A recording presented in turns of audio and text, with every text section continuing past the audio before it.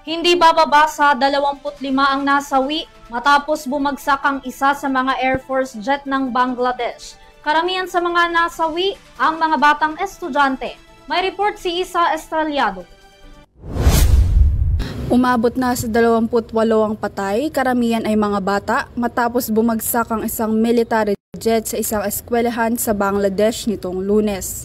Nagtamo umano ng mechanical fault habang nasa ere ang Bangladesh Air Force Jet F-7 BGI na dahilan bakit ito nawalan ng kontrol at tuluyang bumagsak bandang 1:00 ng hapon sa Bangladesh.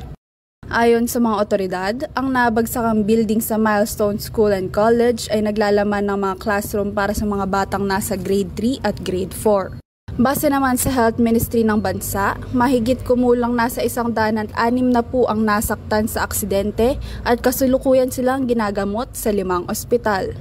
Kasunod nito, nagkaroon ng malawakang protesta ang daang-daang estudyante malapit sa pinangyarihan ng aksidente.